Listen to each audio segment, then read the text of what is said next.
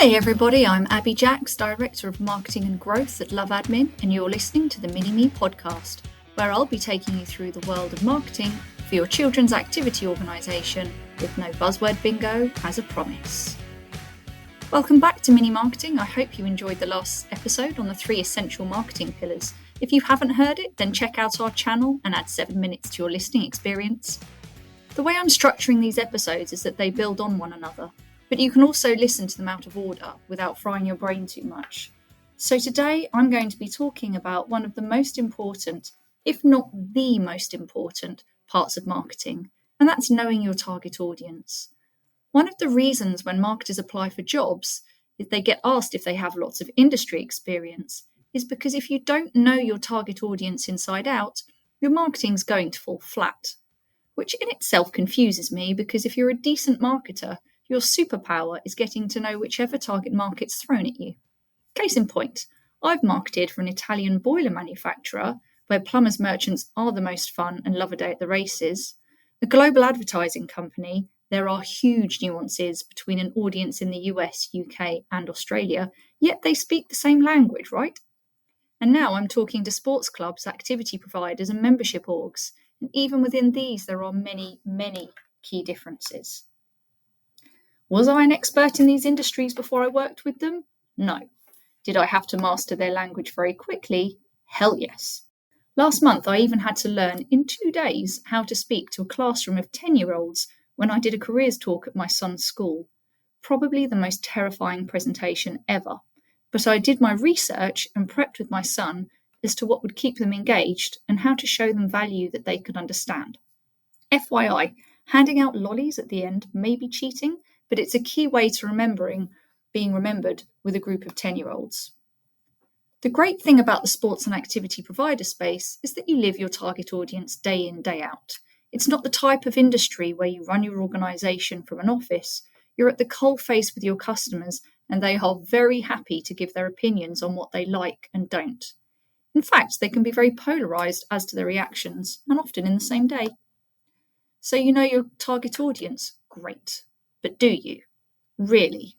Or do you know what people are sharing with you in that moment, when they're dropping kids off or picking them up? And it might be a different parent on a different day of the week.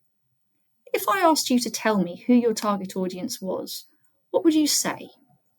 And if you needed to give a member of your team an outline as to who your ideal target was, what would you say? There are some key things that you need to know about your target audience to get a really rounded view, and they include these.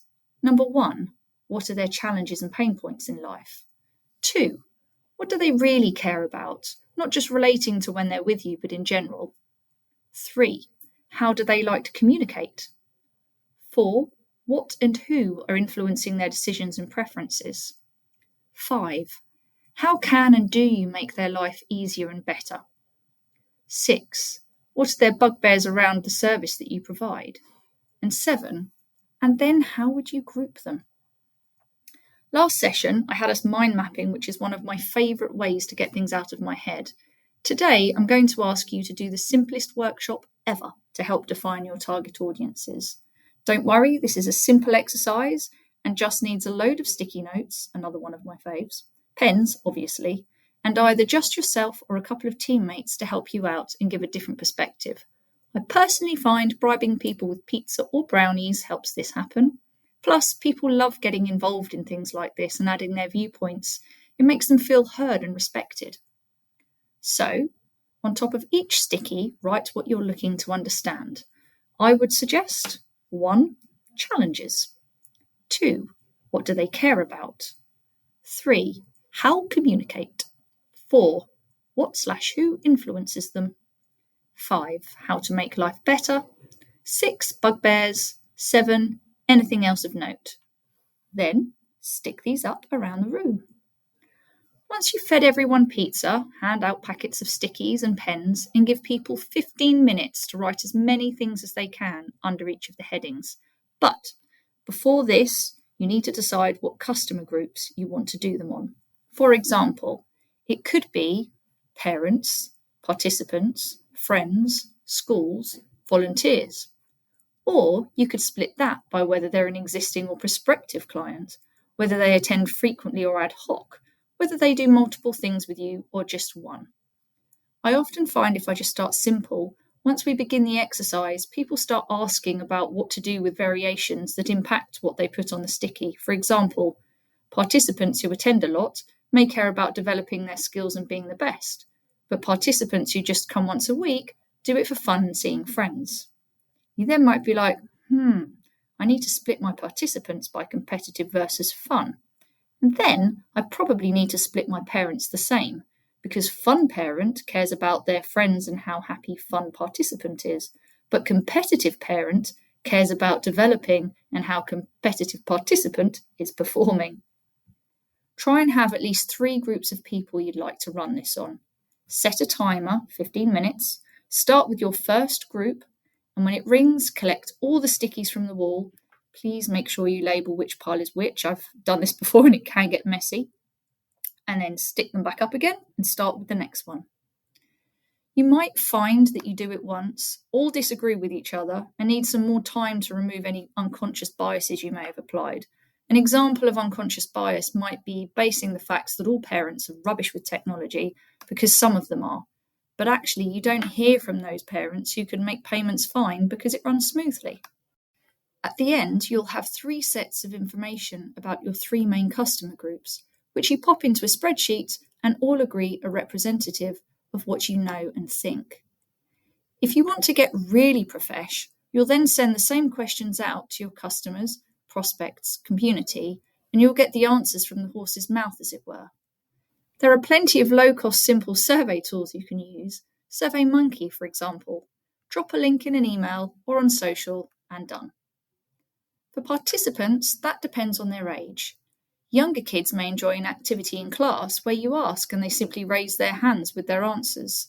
Older kids might enjoy doing something with their peers or ask them to fill in a form and drop it in at the end of the session in exchange for some merch or yummy treats. What matters is that you're asking people and not just making assumptions on their behalf. You may get some surprising answers that challenge how you've internally seen people and will help you gain a much better understanding into behaviours and what you can do to better engage and improve the service you provide to them. It will certainly improve your marketing, from the words you use to the value you highlight to people and where and how you communicate with them. I covered a lot today, so I'll give a summary to help recap. Number 1, don't assume that you and your team know enough about your customers to really effectively market to them. So number 2, take the time to define who your key customer groups are. Number 3, use the sticky workshop to gather what you know internally. Then 4, ask your customer groups themselves using surveys and class interaction. 5, put all this information into a single document as soon as you collect it. And then 6, share it amongst the team and use it. I really encourage you to try out some of the practical elements of these sessions, as they will set you up for every part of marketing you undertake later on. I've been marketing for over half my life, and I can tell you that these techniques are tried and tested. Subscribe to the Step to Success channel, and next month I'll take you through nailing your brand. I'm just one of the experts dedicated to helping LoveAdmin customers achieve success. If you're looking for a software provider that gives you more and will help you grow, visit loveadmin.com to book a demo call with one of our experts. I'll see you next time.